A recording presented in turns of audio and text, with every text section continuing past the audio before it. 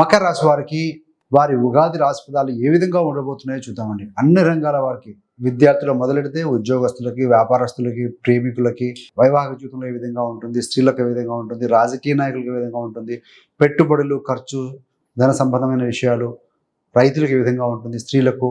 So అదేవిధంగా చివరి health and remedies, ఇవన్నీ కూడా చూద్దామండి. ఉగాది ఫలాలు అనగానే అందరు కూడా అయితే చూసేది ఆదాయ వ్యయాలు ఏ విధంగా ఉన్నాయి, రాజపూజ అవమానం ఏ విధంగా ఉంది. వీరికి ఈ యొక్క మకర రాశి వారికి ఏంటంటే ఈ సంవత్సరం ఆదాయం 8గా ఉంటే వ్యయం 14గా ఉందండి. అంటే కాస్త వ్యత్యాసం అయితే ఉంది. అలాంటి అధైర్యపడాల్సిన అవసరం లేదు. మీకేదో 2-14గా లేదండి, ఆదాయం 8గా ఉంది, వ్యయం 14గా ఉంది. అంటే డబ్బులు, సోర్స్ ఆఫ్ ఇన్కమ్ అనేది వస్తుంది, దాని రాబడి ఉంటుంది.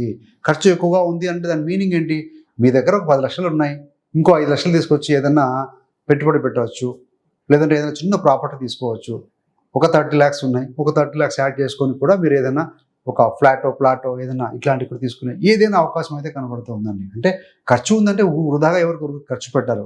సో ఒకవేళ ఖర్చు యోగం ఉంది కాబట్టి దాన్ని ఇన్వెస్ట్మెంట్గా మార్చుకునే ప్రయత్నం చేస్తే కూడా సో రాబోయే రోజుల్లో కాంపౌండింగ్ ప్రిన్సిపల్ ద్వారా బాగుంటుందని చెప్పవచ్చండి. మరి రాజభూజ్యం 4గా ఉంటే అవమానం 5గా ఉంది. సో అక్కడ పెద్ద మనకి డిస్పారిటీ, డిఫరెన్స్, తేడా అయితే ఏమీ లేదు. ముఖ్యంగా ఏంటంటే మకరం వారికి ఏలినాటి శని 7.5 సంవత్సరాల శని సాటి అయిపోబోతుందండి. ఇక్కడ 1వ తారీఖు ఏప్రిల్ నుండి మీకు అయిపోతుంది కాబట్టి ఎలాంటి వరీ లేదు. కొంత మానసికమైన ఒత్తిడి కాస్త తగ్గించుకునే వాళ్ళు అవుతారు. ఎవరి పేరు అయితే కనుక బో, జా, జీ ఈ లెటర్స్తో కనుక మీ పేరు మొదలవుతే సో మీరు ఇప్పుడు మకరం వాళ్ళు. మరి 4 పదాలు ఉన్నాయి కదా, జా, జే, జో, ఖ ఈ లెటర్స్తో మొదలైతే కనుక శ్రవణం వాళ్ళు 4 పదాల వారు మకర రాశి. ధనిష్ట గా, గి ఈ లెటర్స్తో మొదలైన వాళ్ళు ధనుష నక్షత్రం వాళ్ళు, మీరు కూడా మకర రాశి వారే అండి. ఓకే, బాగానే ఉంది. మరి విద్యార్థులకు ఏ విధంగా ఉంటుంది? ముఖ్యంగా ఈ సంవత్సరం మిశ్రమ ఫలితాలు ఉంటాయని చెప్పవచ్చండి. సంవత్సరం మొదట్లో బాగానే ఉంటుంది. గురుడు మే 14 వరకు బాగానే ఉన్నాడు, మీ యొక్క రాశిని చూస్తూ ఉన్నాడు, 9ని చూస్తూ ఉన్నాడు కాబట్టి విద్యార్థులు so by the grace of God, Guru blessings వల్ల, పెద్దవారి యొక్క ఆశీస్సుల వల్ల, గురువుల యొక్క తోడ్పాటు వల్ల బాగా రాణించగలుగుతారు.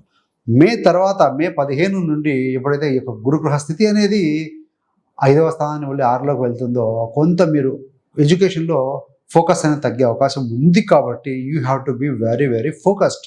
సోషల్ మీడియా కావచ్చు, ఇట్లాంటి కొన్ని ఎక్స్ట్రా కరికులం యాక్టివిటీస్ తగ్గించుకుంటే డెఫినెట్గా విజయం మీదే అని చెప్పవచ్చండి.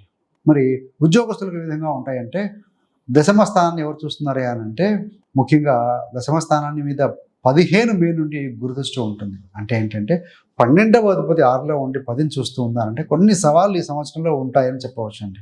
ఫ్లక్చుయేషన్స్ కూడా కొన్ని ఉంటాయి. ఇక్కడ మే తర్వాత కొంత